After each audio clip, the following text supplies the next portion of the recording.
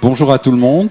On va peut-être commencer. Donc voilà, on a le grand plaisir d'accueillir Maria Melchior, qui va nous parler de trajectoire de dépression en période périnatale, comme c'est marqué au-dessus. Donc Maria dirige une équipe dans un centre de recherche en épidémiologie biostat à Paris, et également directrice de l'Institut Convergence sur la migration. Du département santé, pardon. Voilà, donc merci beaucoup Maria. Merci pour l'invitation et pour l'introduction. Effectivement, je m'occupe d'une équipe d'épidémiologie sociale à Paris. Et donc, ce que je vais vous présenter, ce sont des résultats sur en grande partie, les facteurs sociaux en lien avec les trajectoires de dépression périnatale. Et cette équipe est située donc, au sein de l'Institut Pierre-Louis d'épidémiologie et de santé publique, en lien avec l'INSERM et Sorbonne Université. Voilà, je vais peut-être juste commencer par remercier mes collègues, dont une partie d'ailleurs sont ici à Bordeaux Public Health, alors Anne-Laure Sutter en particulier et Cédric Galera. Voici en quelques mots le plan de ma présentation. Donc je vais vous dire quelques mots de l'épidémiologie de la dépression en période périnatale. Donc vous parlez des déterminants sociaux. Vous parlez des déterminants sociaux et de ce qu'on sait actuellement sur l'évolution de cette maladie au cours du temps et de ses conséquences sur les enfants. Et puis, voilà, je vais finir par quelques mots sur l'état des connaissances sur le repérage et la prévention. Est-ce que ça va? Vous m'entendez là? Oui. OK. Alors, d'abord, juste quelques mots pour dire que, évidemment, la dépression en période périnatale n'est pas du tout une invention récente. C'est même une maladie qui est connue depuis très très longtemps. Il se dit que la première description de la dépression périnatale date de la mythologie grecque. Vous connaissez peut-être le mythe de Déméter. Déméter qui était mariée à Zeus et qui a eu une fille prénommée Perséphone. Et cette fille était très très belle et donc évidemment un oncle, Hadès, le roi des ténèbres, a souhaité l'épouser. Et donc il l'a enlevée et il l'a emmenée avec lui dans les ténèbres, ce qui a rendu sa mère extrêmement malheureuse. Et elle a fini par réussir à négocier avec Zeus d'avoir Perséphone avec elle sur l'Olympe donc pendant 6 mois, pendant la période du printemps et de l'été, et pendant les 6 mois suivants, sa fille retournait dans les ténèbres auprès de son mari pendant l'automne et l'hiver. Et voilà, certains historiens de la science pensent que c'est une première description de la dépression des parents, notamment des mères, et qui est évidemment caractérisée par le fait que c'est une maladie qui dure en moyenne 6 mois, c'est encore ce qu'on retrouve dans la recherche, et qui tend à être épisodique, mais aussi à persister au cours de la vie. Je vous ai également mis quelques tableaux de Botticelli, où vous voyez donc la Vierge et l'enfant, et vous voyez que cette Vierge a l'air triste, elle ne regarde pas son enfant, elle regarde ailleurs, elle a l'air assez mélancolique. Et là aussi, on peut penser que donc déjà au XVe siècle, on voyait tout à fait des cas de dépression périnatale. Alors encore une dernière représentation artistique, c'est le portrait de Jeanne Hébuterne qui est un exemple évidemment des conséquences les plus graves de la dépression en période périnatale. Jeanne Hébuterne était la femme d'Amadeo Modigliani et lorsque celui-ci est mort, elle s'est suicidée en sautant du 2e ou 3e étage de sa maison alors qu'elle était en fin de grossesse. Et donc évidemment la conséquence la plus grave de la dépression au cours de cette période de la vie peut être le suicide, fort heureusement assez peu souvent. Alors, quelles sont les connaissances sur le niveau de prévalence de la dépression ou des troubles psychologiques en général au cours de la période périnatale? On estime qu'environ 5 à 15% des femmes ont des troubles anxieux au cours de cette période, qui se caractérisent principalement par une forte inquiétude, des angoisses, des problèmes de sommeil, de l'irritabilité. Et environ 10 à 20% des femmes, donc pratiquement une femme sur 5, ont des troubles de l'humeur dont le plus fréquent est la dépression. Et ceci se caractérise par un sentiment de culpabilité, de perte de plaisir et d'intérêt, un ralentissement psychomoteur et des problèmes de sommeil. La dépression, donc, comme je vous disais, est particulièrement fréquente. Et c'est d'ailleurs un problème pas seulement au cours de la période de la grossesse et juste après la naissance, c'est un problème de santé fréquent chez les femmes en âge de procréer en général. Ce qui est important, c'est qu'on pense souvent que c'est un problème de pays riches. Or, on sait maintenant, on a des données qui montrent que non, c'est vraiment un problème mondial, puisque environ l'OMS estime qu'environ 10% des femmes enceintes et 15% des femmes qui viennent de donner naissance ont des symptômes de dépression qui relèvent d'un trouble dépressif. Et ces niveaux pourraient être même plus élevés dans les pays à faible revenu. Évidemment, il y a moins de recherches sur ces sujets dans les pays à faible revenu, mais c'est un sujet qui mérite vraiment toute l'attention. En France, les estimations qu'on a montrent qu'environ 22% des femmes ont plus d'un symptôme dépressif en période périnatale et environ 10% ont un épisode dépressif caractérisé qui nécessite probablement un traitement au cours de l'année qui entoure, disons, enfin c'est les données du baromètre santé, donc c'est la dépression dans les 12 mois précédant l'enquête chez les femmes enceintes ou qui viennent d'accoucher. Donc, comme je vous le disais en introduction, la dépression est souvent transitoire, c'est-à-dire que la durée moyenne d'un épisode est d'environ 6 mois. Mais ce qu'on sait également, c'est qu'une personne qui a un épisode dépressif à un moment donné a un risque à 50% de probabilité d'avoir un autre épisode dépressif au cours de sa vie. Et en particulier, ce qu'on sait maintenant, c'est que la période périnatale est une période où peut survenir un premier épisode dépressif qui ensuite augmente le risque d'autres dépressions au cours de la vie ou de dépression persistante. Alors, quels sont les facteurs associés à la dépression périnatale? Je vous ai mis là en fait, c'est une brochure de Public Health England qui est assez synthétique et qui montre donc les différents types de facteurs de risque qui ont été identifiés. D'abord, les antécédents de troubles psychiatriques avant la grossesse sont évidemment un facteur de risque très important, en partie du fait de facteurs génétiques, probablement qui prédisposent certaines personnes à une dépression à répétition, mais aussi parce que les antécédents de problèmes psychologiques peuvent fragiliser les personnes à une période qui est particulièrement sensible et qui amène plein de changements tels que la grossesse. L'autre type de facteur de risque, ce sont les difficultés dans les relations avec les proches et notamment avec le conjoint. Donc soit l'isolement relationnel, c'est-à-dire que les femmes qui sont seules pendant leur grossesse ou qui n'ont pas de soutien social de la part de leur entourage ont un risque plus élevé d'être déprimées, ou les conflits avec le conjoint, voire la violence physique, la violence conjugale, qui est majorée au cours de cette période et qui également augmente le risque de dépression. Et puis il y a des facteurs obstétricaux également dont on sait qu'ils sont des facteurs de risque, notamment des difficultés, le fait d'avoir une naissance traumatique, ça peut être le fait d'avoir un mort-né par exemple, ou des antécédents de fausses couches à répétition. Alors, comme je vous disais, donc moi je travaille dans une équipe d'épidémiologie sociale. On s'intéresse plus particulièrement aux déterminants sociaux et aux inégalités sociales dans ce domaine. Et donc j'ai cherché une revue de la littérature sur les inégalités sociales vis-à-vis de la dépression au cours de cette période de la vie. Et je dois dire que j'étais un peu surprise de ne rien trouver, mais voilà, ça veut dire que ça reste à faire et qu'il faudrait écrire ce type de revue. J'ai donc essayé de regrouper des éléments de différents articles.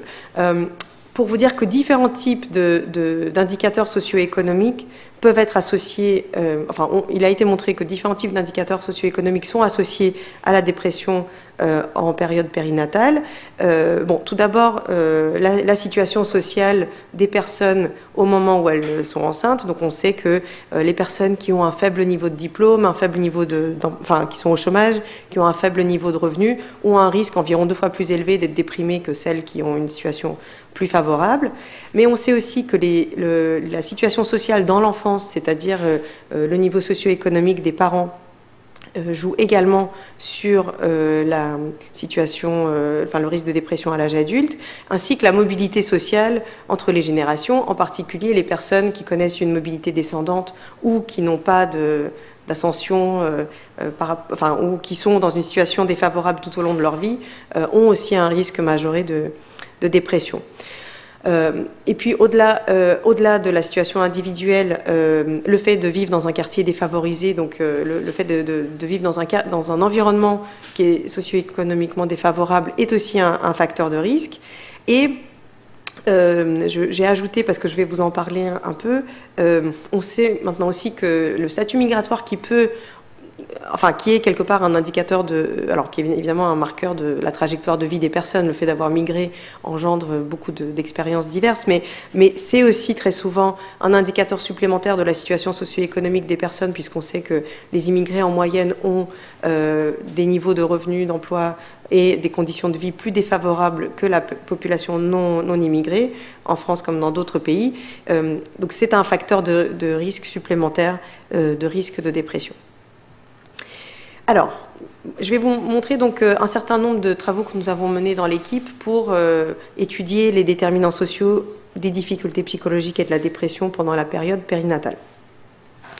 Tout d'abord, je vais vous montrer des travaux qui s'appuient sur les données de la cohorte ELF, que vous connaissez très certainement, qui est une, je ne sais pas si on voit très bien, oui, qui est donc une cohorte nationale coordonnée par l'INSERM et l'INED, et qui a inclus des enfants nés en 2011, donc soit des enfants nés, soit des naissances simples, soit des naissances jumellaires, mais qui avaient toutes lieu au-delà de 32 semaines de gestation, et parmi des mères qui avaient plus de 18 ans, enfin 18 ans et plus, et qui pouvaient s'exprimer en français, anglais, arabe ou en turc, et ce, dans 320 maternités dans toute la France, dans l'idée de recruter un échantillon représentatif des enfants sur le plan national. Donc l'échantillon de départ a inclus 18 300 enfants de 18 000 mères, avec un taux de participation d'environ 49%, qui est ce qu'on observe souvent dans les études de cohorte. Ces enfants ont donc été inclus, les parents et les enfants ont été inclus à la maternité, et depuis 2011, les enfants sont suivis régulièrement par des entretiens soit téléphoniques, soit en personne avec les familles, à 2 mois, 1 an, 2 ans, 3 ans et demi, 5 ans et demi, et on est en train de préparer la vague de recueil de données à 10 ans. Alors, les données recueillies dans le cadre de la cohorte ELF ont permis, comme c'est une enquête représentative sur le plan national, alors bien sûr les analyses sont pondérées pour être représentatives, mais vraiment permet de caractériser les liens entre la situation sociale et différents aspects de la santé mentale des parents et des enfants de manière, je pense, très riche, parce qu'on a des données qui sont ensuite généralisables à la population. Donc, dans un premier travail, en collaboration avec Anne-Laure Sutter-Dallet, qui est ici à Bordeaux, nous avons étudié plus précisément les facteurs en lien avec les difficultés psychologiques au cours de la grossesse. La première question, à la maternité, il n'y avait pas d'évaluation psychologique en tant que telle, mais on a demandé aux mères, est-ce que pendant la grossesse, vous avez eu des difficultés psychologiques persistantes?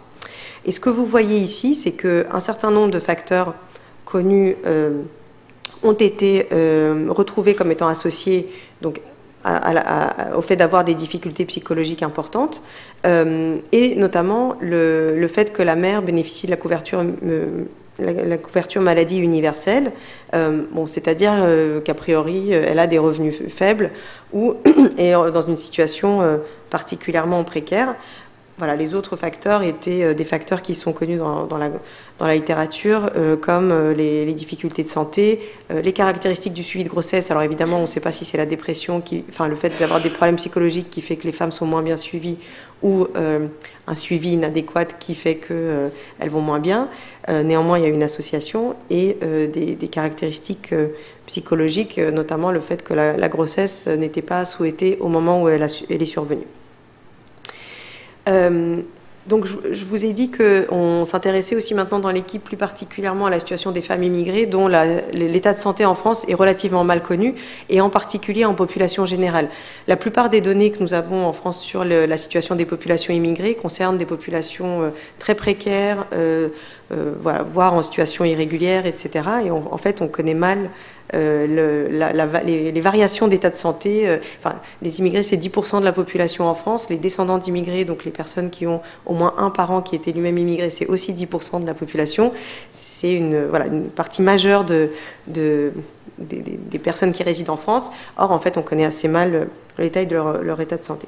Et donc, ce qu'on a cherché à faire, comme dans ELF, on a à la fois des femmes immigrées et des femmes qui sont descendantes d'immigrés de diverses régions du monde, on a cherché à comprendre dans quelle mesure le statut migratoire était associé à des difficultés psychologiques en période périnatale. Et ce que vous voyez ici, c'est qu'on a donc construit 2 indicateurs. Un premier qui est juste, voilà, est-ce que la personne était immigrée, avait un parent immigré, 2 parents immigrés, était immigrée elle-même, donc née dans un autre pays que la France, avec une autre nationalité que la nationalité française, mais avait été naturalisée depuis, ou est-ce qu'elle était étrangère. Et ensuite, on a aussi pris en compte la région d'où les personnes sont originaires, ne serait-ce que parce qu'il y a de telles évolutions démographiques, évidemment, entre les femmes actuellement immigrées et celles qui sont descendantes d'immigrés, les pays d'origine sont extrêmement différents. Les descendants d'immigrés étant principalement des personnes originaires d'Europe, en fait, ou pour une partie d'entre elles d'Afrique du Nord. Donc, ce qu'on a trouvé, c'est que globalement, le fait d'être immigré n'était pas associé à l'indicateur de détresse psychologique pendant la grossesse que je viens de vous montrer précédemment. Par contre, les femmes étrangères avaient une probabilité plus élevée que celles qui n'étaient pas immigrées d'avoir une dépression postpartum à 2 mois mesurée par une échelle qui s'appelle le PDS. Et par ailleurs, alors tout ça c'est un seul modèle statistique, c'est-à-dire qu'on a pris en compte le statut migratoire et la région d'origine ensemble. Par ailleurs, cette association donc, entre la dépression postpartum, enfin le risque ou la probabilité de dépression postpartum était particulièrement élevée chez les femmes originaires d'Afrique du Nord et d'Afrique subsaharienne. Voilà. Un des intérêts de la cohorte ELF, c'est que des questionnaires répétés ont été proposés non seulement aux mères, mais aussi aux pères. Et donc, ça permet d'explorer aussi la santé mentale des pères, qui est souvent, qui est beaucoup moins connue et souvent, voilà, qui n'est pas investiguée dans les cohortes. Or, dans les études où il y a des questionnaires sur la santé mentale des pères, on s'aperçoit qu'environ 8 à 10% des pères présentent également des symptômes de dépression postpartum. Et bon, 2 à 18%, c'est une fourchette extrêmement large, mais ça veut dire juste que les études sont en fait extrêmement variables et aussi que les diagnostics ont évolué au cours du temps. En tout cas, une partie probablement non négligeable des pères a également des troubles anxieux pendant la période où donc la femme est enceinte ou après la naissance de l'enfant. Chez les pères comme chez les mères, les facteurs de risque principaux, ce sont les antécédents de dépression, la dépression de la conjointe, et aussi les problèmes relationnels dans le couple. Donc on retrouve certains facteurs en commun avec les mères. Et outre le fait qu'évidemment la santé mentale des hommes est importante en soi, ce qui est important au cours de cette période de la vie, c'est que le fait que le père soit déprimé peut être un frein au soutien fourni à la mère et donc potentiellement réduire le soutien social dont je vous ai dit tout à l'heure qu'il était important pour la santé mentale de la mère. Et par ailleurs, il existe maintenant des études qui montrent que les problèmes de santé mentale du père et la dépression en particulier sont un facteur de risque indépendant de problèmes de développement chez l'enfant ou de développement ou d'intégration scolaire. Et en particulier, il existe des études qui montrent que les enfants dont le père est déprimé ont plus de risques de troubles des conduites ou de dépression à long terme. Donc, évidemment, voilà, la santé mentale des pères est importante et on s'est dit que les données d'ELF permettaient d'explorer en fait ce qui se passe dans les couples, c'est-à-dire la survenue conjointe éventuelle de dépression des mères et des pères. Donc, à 2 mois, comme je vous disais, on a fait passer le PDS, qui est un questionnaire de repérage des symptômes de dépression en période périnatale, avec des seuils, les seuils utilisés sont un peu différents chez les hommes et chez les femmes. Et on a classé la population en fonction du fait que le père, la mère ou les deux soient déprimés. Donc, ce que vous voyez d'abord, c'est que dans 83% des cas, aucun des 2 parents n'est déprimé. Bon, c'est une bonne nouvelle. Ensuite, dans 10% des cas, dans 10% des familles, seule la mère est déprimée. Dans 5,7% des familles, seul le père est déprimé. Et dans 1,3% des familles, donc bon, ça reste évidemment une fraction assez petite, les 2 parents ont des symptômes élevés de dépression sur cette échelle de screening. Et donc, on s'est intéressé aux facteurs, enfin, on s'est posé la question de savoir s'il existe des facteurs discriminants, c'est-à-dire est-ce qu'il existe des facteurs qui caractérisent les familles et qui sont liés au fait que les deux parents soient déprimés. Donc, en fait, ça, c'est des résultats d'un modèle multinomial, mais je vous présente juste ce qui concerne la catégorie mère et père déprimés pour simplifier les résultats. Et vous voyez qu'on a retrouvé, et donc de manière plus marquée que dans le groupe où seule la mère ou dans le groupe où seul le père était déprimé, que par rapport aux familles où aucun des deux parents, enfin où les deux parents allaient bien, disons, là où les deux parents étaient déprimés, enfin ce qui prédisait le fait que les deux parents soient déprimés, c'était un faible niveau scolaire de la mère, un faible niveau de diplôme du père, le fait que la mère ne travaille pas, les difficultés financières de la famille, et également le statut migratoire de la mère comme du père. Donc, globalement, on retrouve vraiment ces facteurs socio-économiques comme étant fortement associés à la dépression des deux parents. Et quand on essaie de pousser un tout petit peu plus loin pour creuser et essayer de comprendre quelle est la part d'un certain nombre de facteurs qui pourraient être peut-être modifiables, comme le soutien social reçu au cours de la grossesse, on s'aperçoit qu'en fait, ce qu'on a estimé, c'est qu'environ jusqu'à 30% des inégalités sociales en matière de dépression chez la mère pouvaient être attribuées, alors dans des modèles de médiation un peu compliqués, à un soutien social insuffisant. Ce soutien social, on l'a étudié alors à la fois au sein de la famille, mais aussi le soutien social qu'on a appelé formel, qui peut être prodigué par des professionnels de santé tout au long de la grossesse, puisque vous savez qu'en France, un certain nombre de dispositifs existent pour accompagner les femmes enceintes, notamment l'entretien prénatal précoce, qui est un entretien de repérage, soit de l'isolement, soit des conduites addictives ou des problèmes psychologiques, et qui est censé être universel et proposé à toutes les femmes à 4 mois de grossesse, et puis des cours de préparation à l'accouchement et à la naissance. Et donc, globalement, comme vous le voyez sur cette diapo, ce qu'on a trouvé, c'est que, oui, un faible soutien social du conjoint ou des disputes avec le conjoint étaient associés à une probabilité plus élevée de dépression chez les deux parents. Par contre, et peut-être de manière pas tout à fait surprenante, en fait, ce qu'on a trouvé, c'est que les personnes qui bénéficient le plus des dispositifs d'accompagnement pendant la grossesse sont aussi celles qui sont le plus déprimées. Alors, on peut se dire que c'est parce que les professionnels de santé repèrent les personnes qui vont mal et du coup leur proposent en priorité ce type de dispositif. Évidemment, la question qui reste ouverte, c'est est-ce que ces dispositifs sont suffisants pour effectivement arriver à réduire, à améliorer la santé mentale et être un accompagnement pleinement bénéfique aux familles.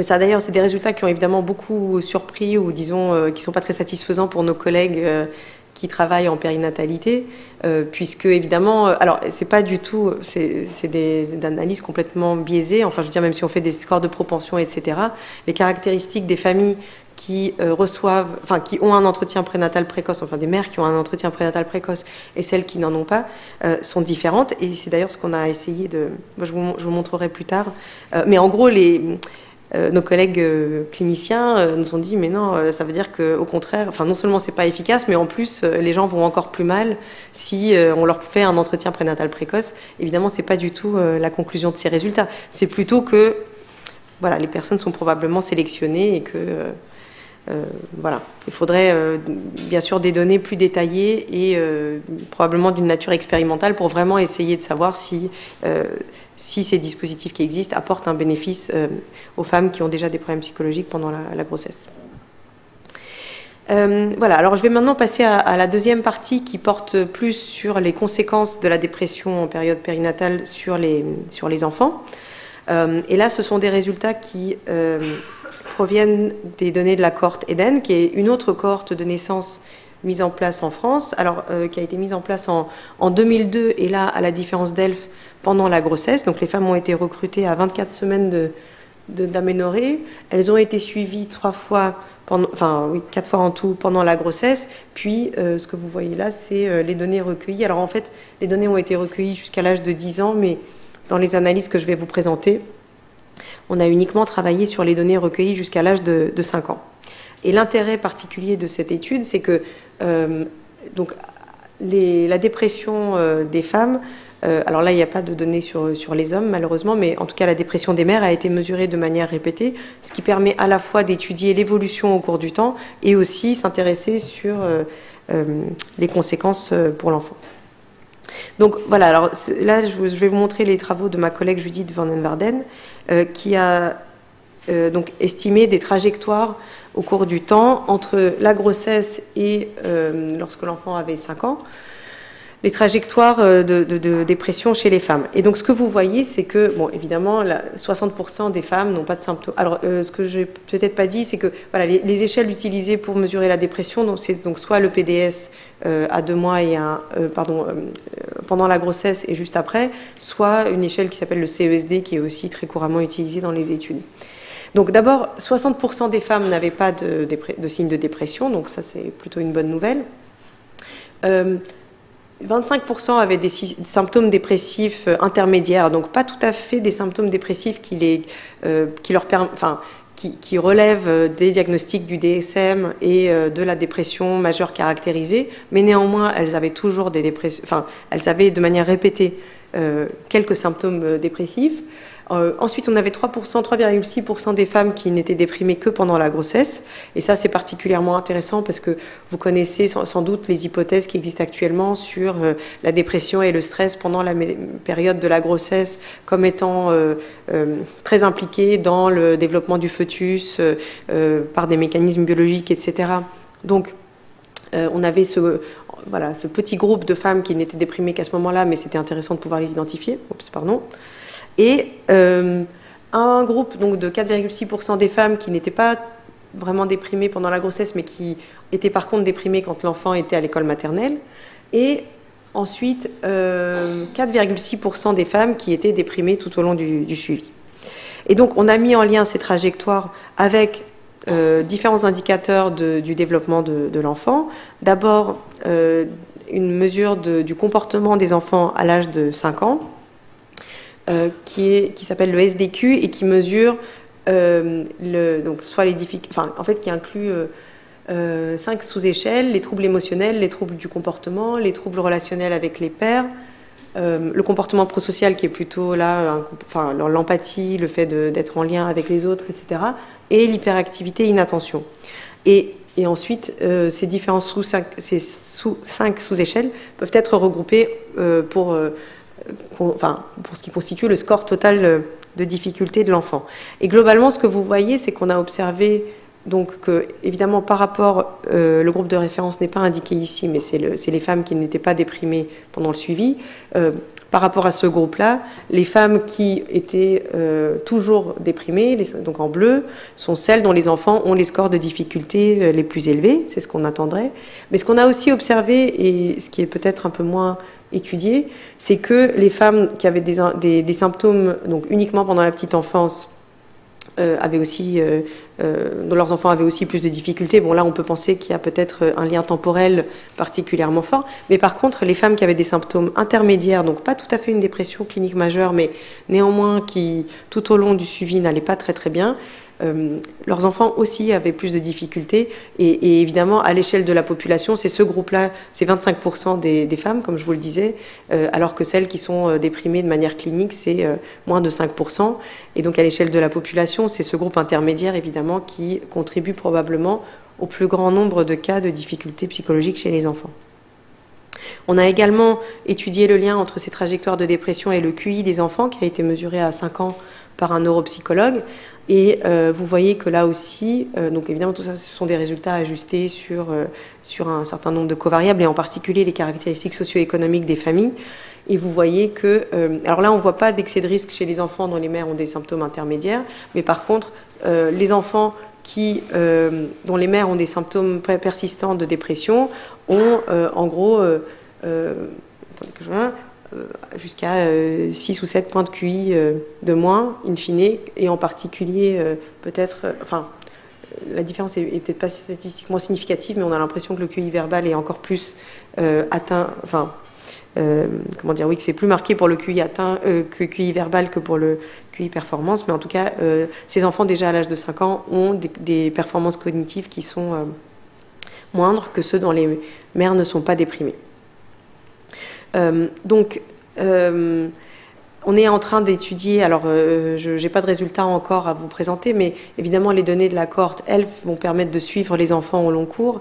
Et un des objectifs d'un projet donc auquel participent d'ailleurs certaines personnes présentes dans la salle et qu'on mène en collaboration avec Anne-Laure Sutter et Cédric Galera qui sont ici à l'ISPED, est d'essayer de mettre en lien la dépression et le stress prénatal et pendant la période périnatale avec le développement des enfants à moyen terme, donc jusqu'à l'entrée à l'école maternelle, en étudiant à la fois des mécanismes biologiques, parce que la cohorte ELF a inclus un certain nombre d'échantillons biologiques, notamment on a des échantillons de cheveux de la mère qui permettent de doser le cortisol pendant la grossesse et essayer d'établir le lien entre ces niveaux de cortisol et différents outcomes chez les enfants, et enfin déjà de tester dans quelle mesure ces mesures de cortisol sont valides et liées aux déclarations de symptômes dépressifs chez les mères, et ensuite étudier le comportement des enfants. Il y a aussi des données de placenta qui vont permettre d'étudier un certain nombre de mécanismes épigénétiques qui sont peut-être en cause et qui interviennent pendant la grossesse. Et puis un autre volet de ce programme, donc, dont je m'occupe moi plus particulièrement, ce sont plutôt les facteurs de résilience des enfants, c'est-à-dire qu'est-ce qui existe dans l'environnement des enfants et qui peut permettre de modérer les effets de la dépression pendant la période périnatale sur leur développement. Et là, on va plus particulièrement étudier le rôle des modes de garde dans la petite enfance, parce qu'un certain nombre d'études, notamment au Canada et dans d'autres pays, montrent que pour les enfants dont les mères sont déprimées, le fait d'aller en crèche est particulièrement bénéfique. Nous, on a étudié cette question à partir des données d'Eden, et en fait, on n'a pas vraiment... Enfin, on a trouvé certes que le fait d'aller en crèche était bénéfique, que les enfants ont moins de problèmes de comportement lorsqu'ils sont ensuite... lorsqu'ils ont... Alors là, on les a suivis jusqu'à 8 ans, donc lorsqu'ils sont à l'école élémentaire, et que par ailleurs ils ont plus de comportements empathiques vis-à-vis des autres, des relations plus favorables avec les autres, etc. Mais on n'a pas trouvé que cet effet était particulièrement marqué chez les femmes, enfin chez les enfants dont les mères étaient déprimées, et peut-être même au contraire, c'était plutôt les enfants de milieux plus favorisés et dont les mères n'étaient pas déprimées qui en bénéficiaient plus. Donc dans ELF, on va pouvoir refaire ce type d'analyse à partir de données qui sont représentatives sur le plan national. Voilà, alors juste pour, avant de terminer, quelques mots sur ce qui peut être fait pour prévenir la dépression en période périnatale. Alors, je vous ai beaucoup parlé des facteurs socio-économiques.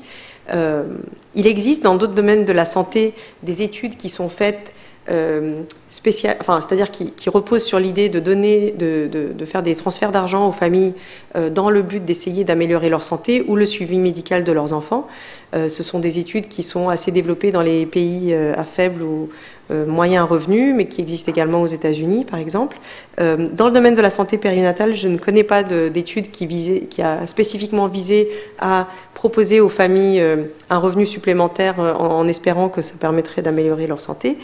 Néanmoins, j'ai trouvé une étude expérimentale qui est menée en Finlande et dont l'idée est de proposer à des personnes qui sont au chômage soit un revenu supplémentaire d'environ 500 € par mois, soit une intervention standard d'accompagnement, etc.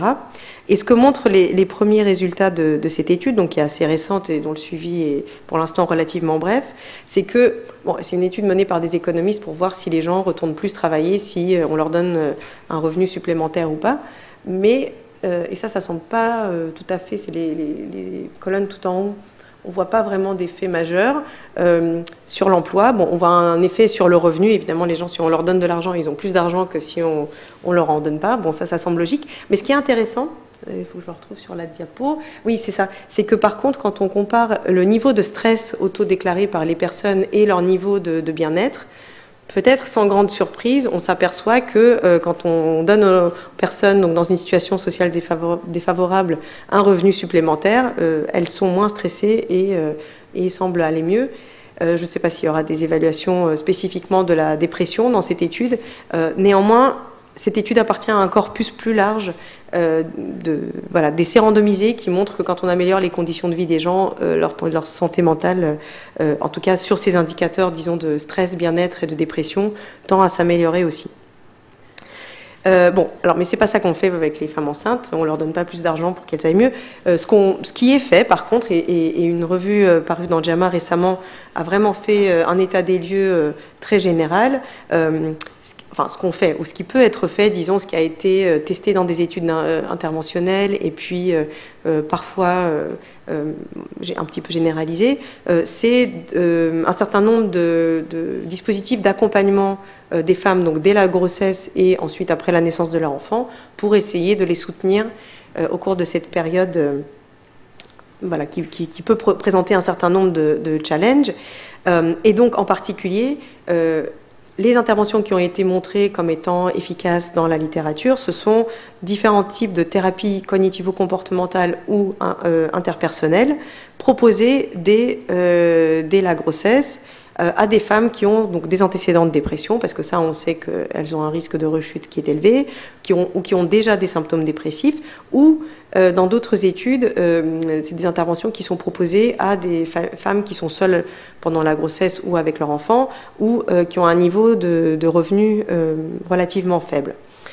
Et donc, cette task force américaine de l'Académie de médecine américaine, a conclu que c'est ça qu'il faudrait faire pour essayer de réduire le niveau de dépression au cours de la période périnatale. Avec cette étude qui est très intéressante, il y avait un éditorial aussi très intéressant qui questionnait, disons un petit peu, mais je pense que c'est vraiment des questions importantes, en fait la faisabilité et la généralisabilité de ce type d'approche, c'est-à-dire dans quelle mesure est-ce que des soignants, alors surtout si en plus les femmes n'ont pas un suivi prénatal très régulier, comme ça peut être le cas, sont en capacité, de repérer les antécédents de dépression, les symptômes dépressifs peut-être, mais d'identifier des femmes qui ont un faible niveau de revenu ou qui sont seules avec leur enfant, dans quelle mesure est-ce qu'on peut parvenir à faire adhérer des personnes qui ont une situation sociale défavorable à ce type de dispositif. Ça pose un certain nombre de questions et il est évident que autant on voit bien qu'il faut quelque chose d'adapté pour réduire les inégalités sociales dans ce domaine, autant il semblerait que la marche à suivre, en tout cas ce type d'intervention très standardisée n'est peut-être pas forcément très facile à mettre en œuvre largement. Un autre type d'intervention, alors je suis désolée, la diapo est très très chargée, je ne m'attends pas à ce que vous ayez la possibilité de la lire, mais par contre, je pense que ça illustre aussi la complexité un peu du sujet. Un autre type d'intervention dont la revue dans JAMA dit que c'est une piste intéressante, mais il n'y a pas encore assez d'études vraiment standardisées, carrées, etc., pour montrer l'efficacité, c'est un accompagnement donc, des jeunes familles, enfin des jeunes mères, par l'intermédiaire de ce qui s'appelle dans différents pays des home visitors, donc des infirmières, alors ce serait des visites à domicile, si vous voulez, qui existent en France aussi dans un certain nombre de PMI, mais qui ne sont pas du tout systématisées. Et donc l'idée, c'est que ces infirmières, la plupart du temps, qui font ces visites à domicile, sont formées pour repérer les signes de difficultés psychologiques chez les mères, leur entourage, est-ce que la personne est isolée, est-ce qu'il y a quelqu'un sur qui elle peut compter, etc. Est-ce que les enfants, enfin si elle a d'autres enfants, ils ont déjà des difficultés, etc. Et ensuite, l'accompagnement, donc ces visites à domicile sont adaptées en fonction du profil et des difficultés des personnes. Et c'est pas non plus extrêmement simple à généraliser, mais enfin en tout cas, ce sont des dispositifs qui existent dans différents pays et qui sont peut-être un tout petit peu plus faciles d'accès aux personnes que le fait de leur proposer une thérapie cognitivo-comportementale en X séances où les personnes doivent se déplacer, prendre rendez-vous, etc. Enfin, en tout cas, une piste. Alors, qu'est-ce qu'on fait vraiment? Donc, en France, comme je vous ai dit, on a deux types de dispositifs qui existent. C'est l'entretien prénatal précoce et la préparation à la naissance et à la parentalité, dont l'organisation dépend des maternités et est en fait assez variable. Voilà, chaque maternité fait un peu différemment. Néanmoins, ce sont des dispositifs qui existent sur le plan national. Dans ELF, on a demandé aux femmes, est-ce que vous avez eu un entretien prénatal précoce et est-ce que vous avez eu une préparation, enfin, un ou des cours de préparation à la naissance, à la parentalité. Alors déjà, vous voyez que donc 33% des femmes ont dit qu'elles ont eu un entretien prénatal précoce et 52% ont eu au moins un cours de préparation à la naissance et à la parentalité.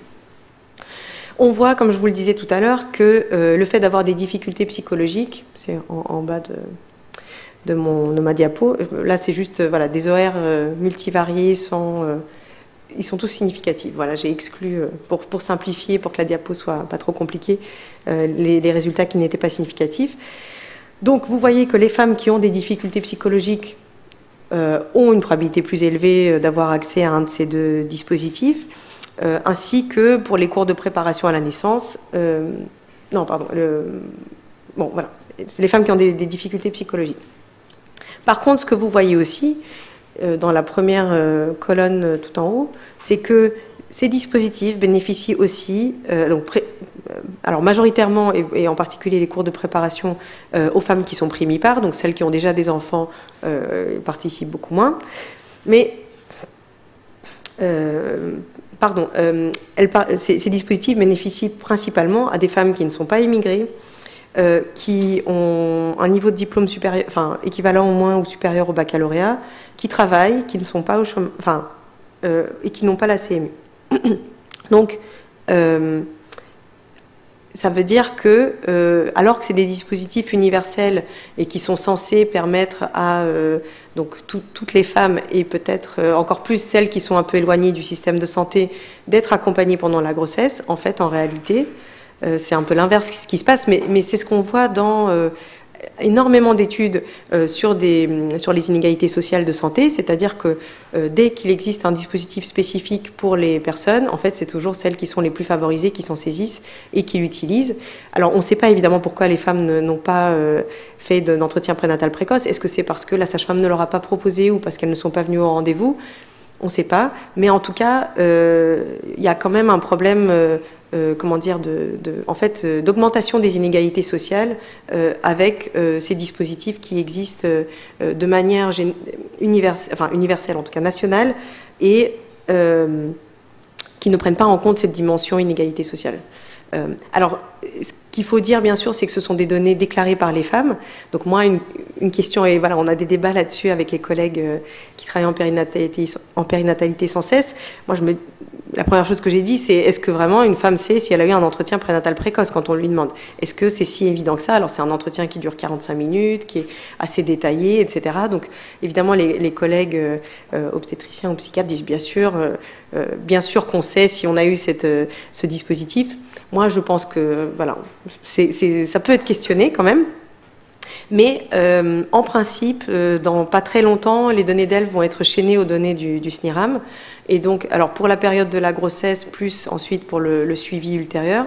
Et donc, je pense que ce serait intéressant de récupérer des données sur ces examens, en tout cas l'entretien prénatal précoce, pour voir si on retrouve bien les mêmes données avec des données, disons, plus objectives, quoi.